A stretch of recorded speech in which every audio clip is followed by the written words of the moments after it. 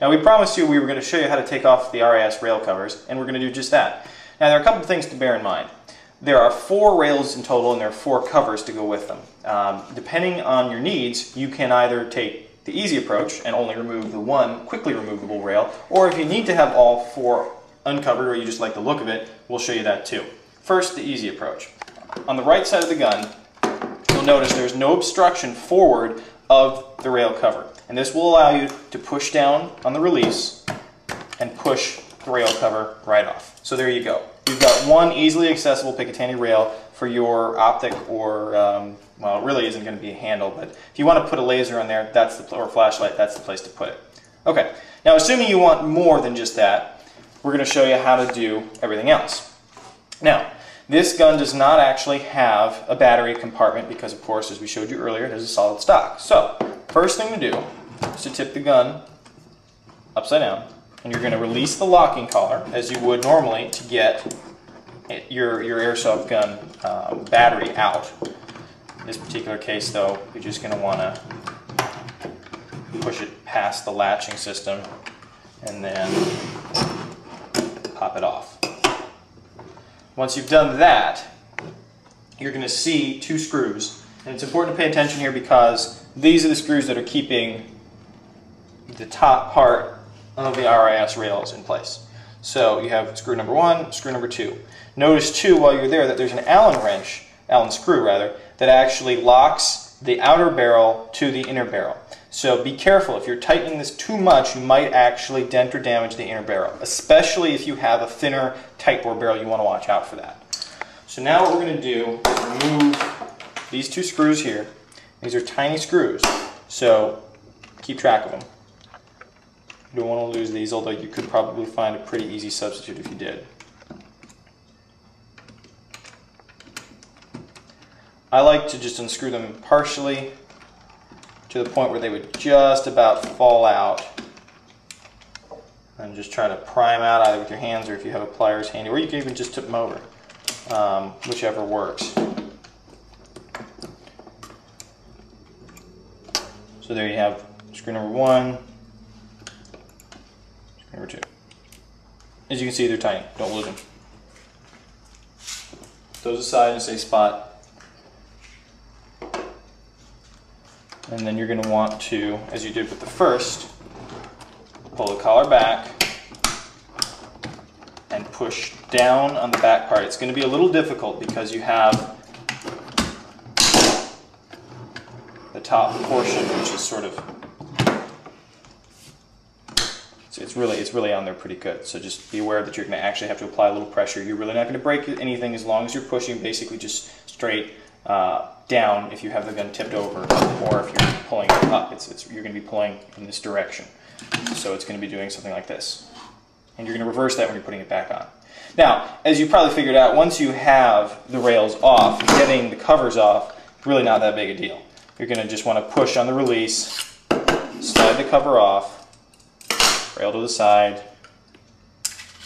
and you're in business. We found that for some reason on the lower rail, the portion actually on the bottom, that for some reason this particular one is much more difficult to get off. We actually use a mallet, and it's a rubber tip mallet. So you just put it on the edge. We found you put it on the edge of the table or whatever you're using. It's a little tricky because you're going to want to push in on the release. Make sure that the rail cover is actually clearing the table, and then you're going to want to gently tap to just kind of clear those first few notches on the Picatinny rail. And once you've done that, you can really start to push it off, and eventually over time, of course, it'll probably wear down a little bit, so it won't be as difficult. Alright, so now you've got your rail covers off and you've got your RIS system completely off the gun itself. Now what you're going to want to do is you're going to want to remember those 2 little screws. Hopefully you kept them in a safe spot, because we're going to be putting that back on as we put the RIS system back on. Before we do though, I just wanted to show you one thing. You'll notice a standard screw that's on the top of the Picatinny rail in the top RIS section. This actually has a small metal tab here that appears to just be a spacer to keep the rail basically in contact with the top of the barrel. Nothing fancy, but if you remove it, you might notice that there's some slop in the gun if that little spacer happens to detach somehow. Though we haven't had that problem. Just a heads up. Okay, so as you're preparing to put the gun back together, just take a quick note of what you see here, because it's important, especially if this is, your first airsoft gun. You're going to want to know how these things go together. Like we mentioned earlier, there's an Allen screw on the bottom, and this actually connects directly to the inner barrel. So if you screw it in too much, just be aware of the fact that what you're screwing against is the barrel itself. Just be aware of that. Now, from what we saw, this top Allen screw doesn't actually make full contact. There does appear to be a small hole, but this doesn't appear to be long enough. This Allen screw is actually simply affixing these little support feet, which actually attach to the screw points on the top portion of the RIS rail. Again, not a big deal. But here, this is a great time to demonstrate the barrel slot we're talking about here. You can see, maybe just barely, but there's probably a 1/16 of an, maybe even a 32nd of an inch of play. And it's not the fault of the RIS, it's just the design. This locking collar is screwed down, as you can see, all the way. There is no more, you can't torque it down anymore. It's as far as it can go.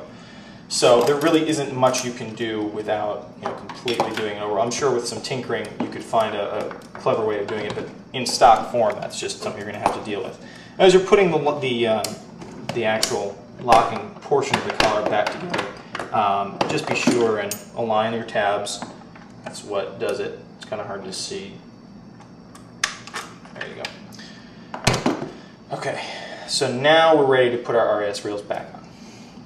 So again, I would tilt the gun on its back and be sure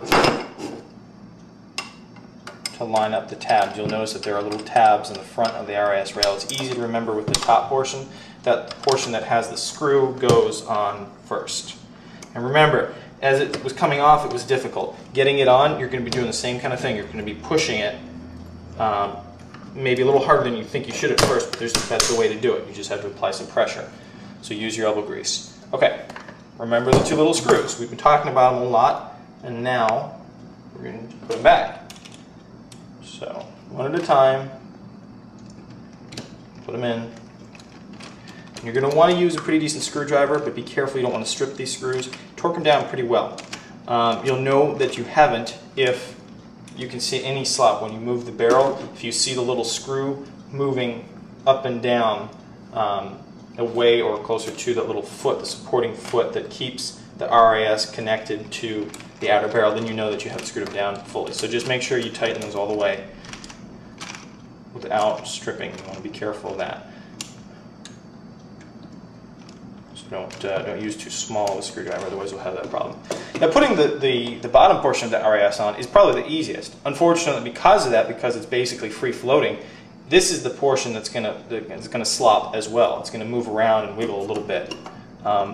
We were kind of disappointed to see that, honestly, because this is usually the one that the handles are attached to, which means this is going to have the most play noticeable because your handle's attached to it, you're going to be torquing it.